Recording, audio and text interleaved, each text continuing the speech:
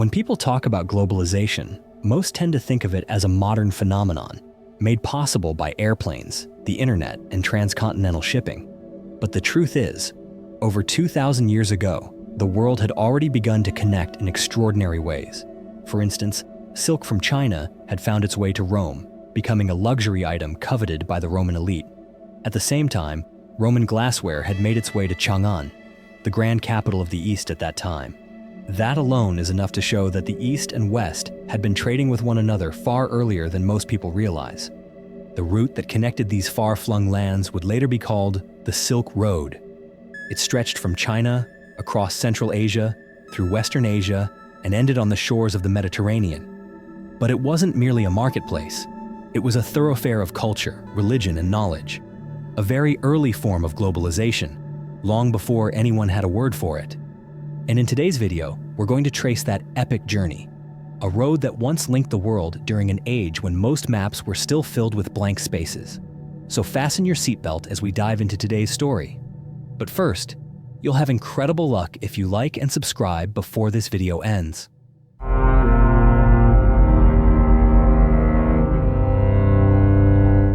If you've ever wondered why it's called the Silk Road and not the road of gold, spices, or pearls, the answer is surprisingly simple.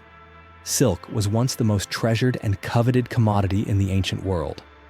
Over 5,000 years ago, the Chinese had already mastered the art of raising silkworms, extracting fine threads from their cocoons and weaving them into shimmering fabrics as soft and radiant as moonlight. Silk wasn't just beautiful, it was exceptional. Cool in the summer, warm in the winter, it was light, breathable, yet undeniably luxurious. And that's precisely why it quickly became a symbol of status and refinement.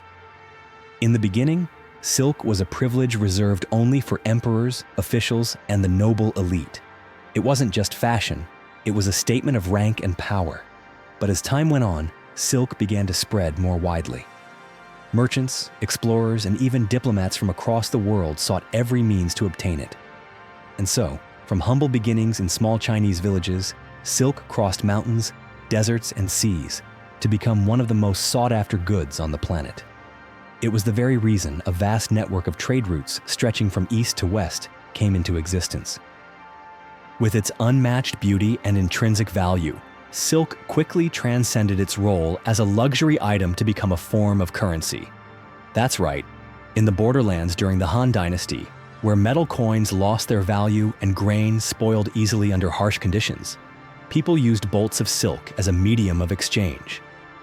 At that time, each length of silk carried not only material worth, but also embodied a sense of trust between individuals. And so, silk began its journey. From China, it made its way to India, crossed rocky mountains and barren deserts, continued on to the Middle East, and eventually reached the heart of Europe. In the Roman Empire, silk was more than just an object of luxury. It was an obsession among the aristocracy.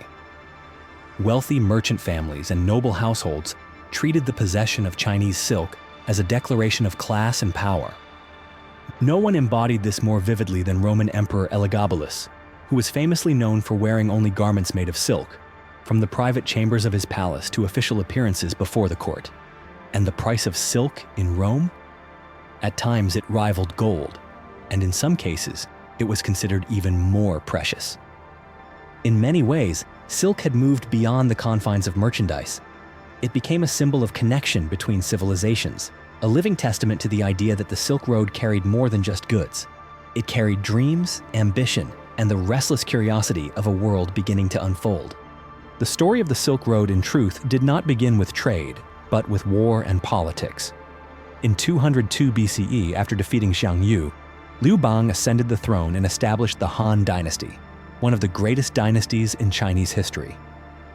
But just 2 years later, the Han faced a fierce threat from the north, the Xiongnu. They raided the borders, besieged fortresses, and posed a grave danger to the survival of the Central Plains. At the time, Liu Bang chose a strategy of appeasement, marrying a Han princess to the Xiongnu chieftain and offering tributes of gold, grain, and silk.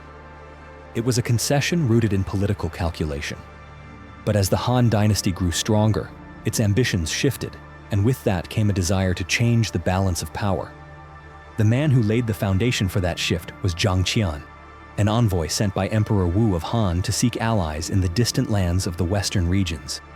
What followed was a journey almost beyond belief. Zhang Qian was captured by the Xiongnu and held for 10 years before managing to escape and resume his mission. He traveled through unfamiliar and perilous territories, from Daiwan to Sogdia, from Fergana to Kucha, and finally to Greater Yuezhi. Though he failed to secure the alliance he had hoped for, Zhang Qian returned with something far more valuable: knowledge. He meticulously recorded everything he observed about the people, their customs, goods, and most importantly, the potential for trade among cultures. These records ignited the curiosity of Chinese merchants and opened the door to an era of unprecedented connection between East and West. Interestingly, although this network of routes had existed for centuries, it wasn't until the year 1877, nearly 2 millennia later, that it was given an official name. The term Silk Road was coined by German geographer Ferdinand von Richthofen, and from that point forward, it became a lasting symbol of one of the longest, most dangerous, and most extraordinary journeys of commerce, culture, and history the world has ever known. After Zhang Qian's return, the Han Dynasty didn't stop at simply recording the outside world. Emperor Wu of Han, one of the most decisive and ambitious rulers in Chinese history, pushed westward, sending troops deep into what is now Xinjiang, where he established a governing body known as the Protectorate of the Western Regions. Securing control over this area not only stabilized the empire's borders, but also laid down a strong commercial corridor linking China with Central Asia. Caravans of merchants began traversing grasslands, towering mountains and scorching deserts, carrying silk, tea, and paper, and returning with gems, horses, spices, and countless goods from the Western world. But if the Han Dynasty were the pathfinders, then it was under the Tang Dynasty that the Silk Road reached its golden age. By the 8th century, Chang'an, the Tang capital, was not only a political center, but also the largest city in the world, a metropolis with over 1 million inhabitants, including tens of thousands of foreigners. Chang'an was, in many ways, the ancient world's equivalent of New York City, vibrant, multicultural, and brimming with energy. And the Tang didn't stop at land. Their ambitions reached out to the sea. Chinese merchant ships began sailing across the East Sea, through the Strait of Malacca and into the Indian Ocean, carrying their cargo farther than ever before. At the forefront of this maritime expansion stood Guangzhou, which rose to prominence as one of the most important seaports of its time. It became a hub where goods from across the globe converged, forging new links between China and the wider world. Though once a brilliant artery stretching across continents, the Silk Road was not immune to the fractures of history. In the year 755, a major upheaval known as the An Lushan Rebellion erupted, shaking the very foundations of the Tang Dynasty. The prolonged civil war shattered the military, and Chinese control over the western regions gradually slipped into the hands of other powers. When Tang forces were forced to withdraw from the frontier, the link between China and Central Asia through the Silk Road was all but severed. The once bustling route fell into desolation, and what seemed to be a golden age quietly faded into the past. Yet history, once again, took an unexpected turn in the early 13th century.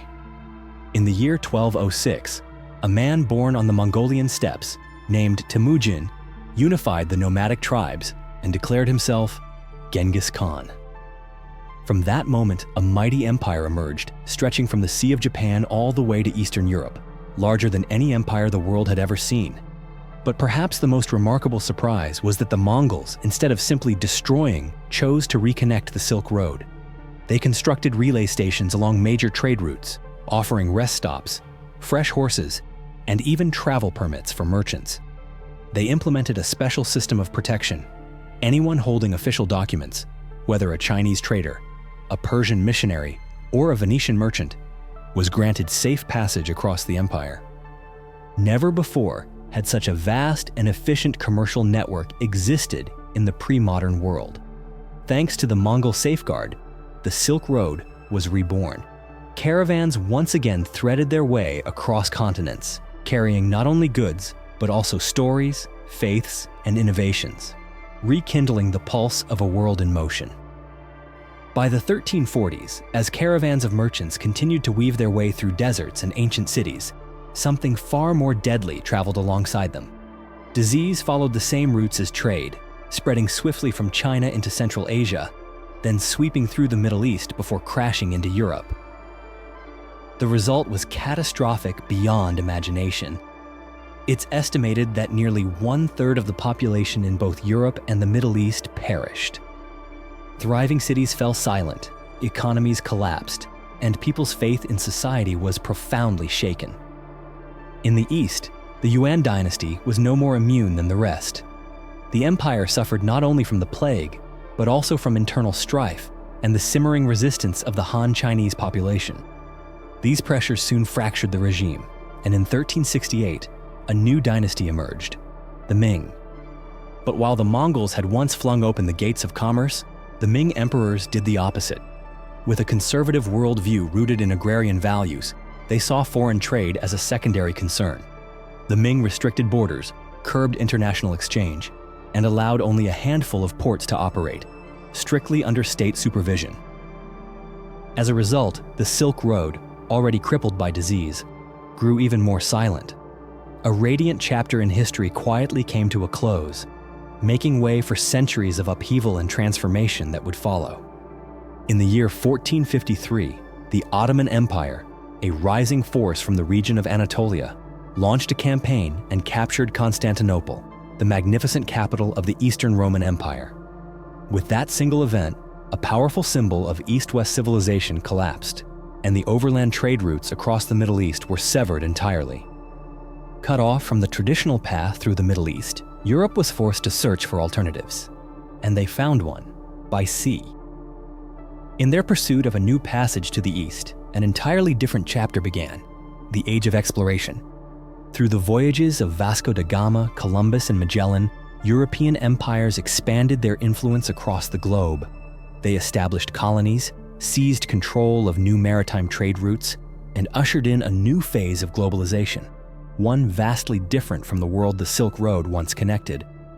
With the rise of oceanic navigation, the land-based Silk Road gradually faded into the background. It did not vanish completely, but it was no longer the lifeblood of global commerce. A monumental era came to a close, giving way to a world changing faster than ever before. Along the vast journey from east to west, there were cities that became resting places, not only for merchants, but also for scholars, monks, and poets. Names like Samarkand, Bukhara, Isfahan, and Dunhuang, though no longer the centers of the world today, once stood as beating hearts of learning, culture, and the arts across Eurasia. In these cities, handwritten Buddhist sutras were preserved and copied. Mosques rose beside Christian churches, and libraries opened their doors to seekers of knowledge, filled with manuscripts in Arabic, Persian, Chinese, and Sanskrit.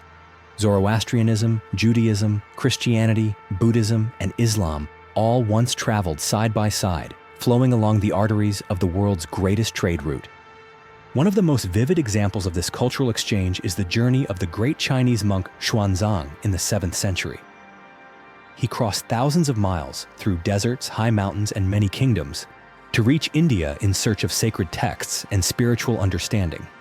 After nearly 2 decades, he returned to China not only with scriptures, but also with an entirely new stream of thought and doctrine that helped shape the development of Mahayana Buddhism in the East.